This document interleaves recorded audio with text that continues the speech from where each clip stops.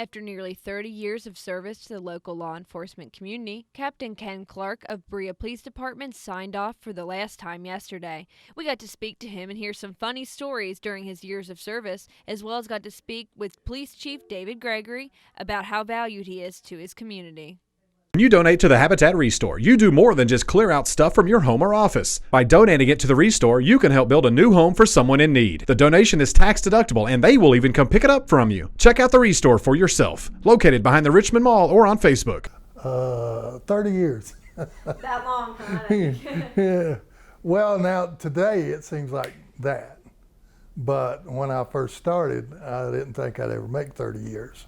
Ray Brandenburg, who was once upon a time my chief and a great mentor, Ray was here 35, 36 years. Not as the chief, he retired and came back and was our school resource officer at Berea Community School. But Ray was around 35 or 36 years.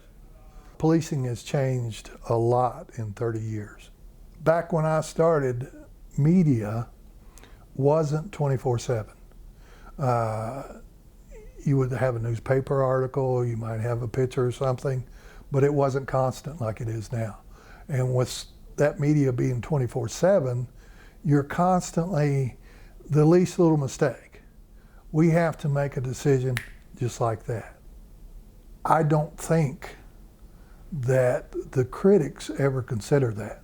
Thank goodness the Supreme Court still does, but we're constantly under the scrutiny like we've never been before. And it wears on you. And yeah, I'm ready to leave. If I've done all my planning right, I won't have to work again. I told all the guys and the gals up here, if I come back in any role, they have permission just to smack me and say, what are you thinking? Because if I do anything, it won't be in law enforcement. So I'm sure you have some good memories, is that right? So I definitely want to hear about those. So tell us some of those stories, because I've heard you've got some. Right? Some of them. We caught these people, and what they did is they bought a printer, LaserJet printer. Those were great things for counterfeiters. They go down there and they buy one, they make some $20 bills, and then they take the printer back and get their money back. Well, they left the 20s in the copy machine. So I just simply told, it was maybe Channel 18, I told them, I said, we don't catch them because we're smarter than they are. We catch them because they're dumber than we are. We get out there, this old house. So normal procedure, 2 go to the front, 2 go to the back. So we're approaching this house, and I think it was a vacant house actually at the time. He went up on this old porch and it gave through with him, and he fell through and landed a straddle of a beam. Well, when I ran around the corner, me and Jerry, that porch set up a little bit so we could see underneath the porch. And it was like, there's that Bill, his legs didn't even reach the ground. Well, when we pull up and we get out, Bill's out of sight. We hear this bolt, we hear somebody retching. So we walk around the car. Jerry Combs is on his hands and knees. Have you ever laughed so much it made you vomit? That's what he was doing, of course. And it was the reason Bill ran is he can't be around somebody that's throwing up. And that's just, a few of the stories. I could go on and on. Just stuff like that made it fun. Now, you're going from call to call to call. You plug drugs and alcohol into the mix. The people that you deal with now have a tendency to be very unpredictable. So, and unfortunately, it's become much more dangerous to be a police officer because you can get stuck by a needle and end up with Hep C or HIV. And the crimes that we're seeing committed are very,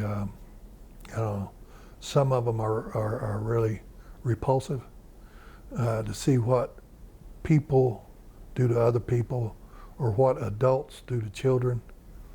And sometimes you finally get to that point when you just know that, okay, it's time for me to go, because it's just, you need to get away from it to immerse yourself into what I call reality, or, well, maybe not reality, but family and friends, people that you love and they love you, to make your life much more fulfilling than just being tied to this particular job. You're serving the community, but when it gets to the point, it seems like the community, you're not making any headway. And you still get 1 or 2 victories, but not like it used to be. So the people that we worked here with, we had to trust them with our very lives. He's seen probably all aspects of policing for the last 30 years, you know, from the 70s, 80s, 90s, almost 40. So just a lot of changes in the police culture and a lot of different things. He's been a good asset. Anybody knows him in the community, they can call him up, and he just knows everybody. He's from here, and I think a lot of people in the community miss him as well. For more stories such as these, be sure to visit Richmond's very own WBONTV.com. I'm Marissa Hempel.